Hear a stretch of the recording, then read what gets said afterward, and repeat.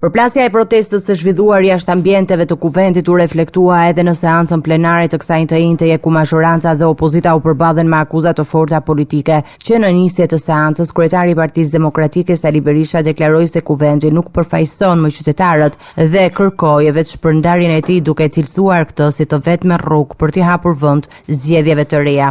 Kërkoj edhe një herë përfundimin e këtij parlamenti masi këta deputet në mënyrë absolute nuk përfaqësojnë qytetarët shqiptar, përfaqësojnë votat e plaçkitura me banda, me para krimi, votat e plaçkitura me patronazhist, votat e plaçkitura në shumë mënyra tjera. Nga ana tjetër, kreu i grupit parlamentar të Partisë Socialiste Tauland Balla e përqendroi fjalën te incidentet e regjistruara gjatë protestës. Ai dënoi sulmet ndaj efektive të policisë së shtetit dhe u bëri thirrje organeve të drejtësisë të veprojnë ndaj autorëve të dhunës.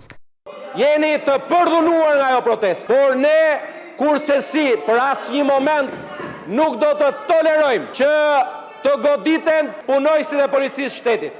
Gjaku i punojësve të policisë shtetit është gjaku i vetë shtetit.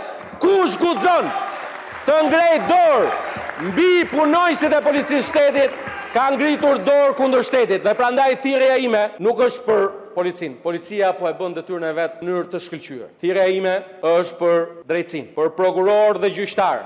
Edhe jetën e prokurorëve dhe gjyqtarëve sikurse çdo shtetasi shqiptar, solidaritet sot me policinë e shtetit.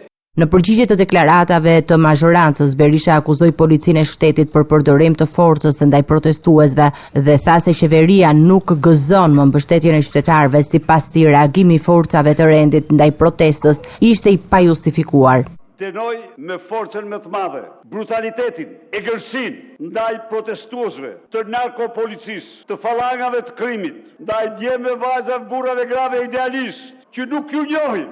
Ju për parlament, që kërkojnë shkrirjen e parlamentit dhe ju rezervoni armë kimike, lëndë djegëse, helme toksike, i shpallni terroristë këtu, ne me kryetarin tuaj. A e kuptoni apo jo?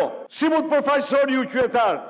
Qytetarët i përfaqësojnë ata, të cilët kërkojnë Tikën Rama, njeriu, që ndërtojnë në Shqipërinë shtetin e drogës. Në debat ndërhyri dhe ministri i Brendshëm Besford Lamadhari, i cili sqaroi se mjetet e përdorura nga policia e shtetit janë të certifikuara sipas standardeve ndërkombëtare dhe përdoren nga shumë vende europiane dhe Shtetet e Bashkuara. Ai akuzoi opozitën se po toleron individ të maskuar që sipas tij synojnë të provokojnë dhunën gjatë protestave. Janë RSG 8, W1000 profesional dhe VESK RSG 8000 special, që janë lëndë speciale irrituese profesionale për vetëmbrojtje dhe neutralizim të personave të dhunshëm, të cilat janë të certifikuar nga kompanitë prodhuese dhe përdoren nga forcat policore në vendet e Bashkimit Evropian dhe Shteteve të Bashkuara të Amerikës. Marrëveshja politike për reformën territoriale u varros me kartonat e majorancës, të cilat nuk pranuan kërkesën e demokratëve për t'i dhënë oksigjen edhe 3 muaj komisionit. Seanca u ndërprej disa herë për shkak të bllokimit të foltores nga demokratët. Ndonse kjo e i duhet të ishte dita kur kuvendi mbyll dyert, një seancë e re u vendos për në 30 korrik.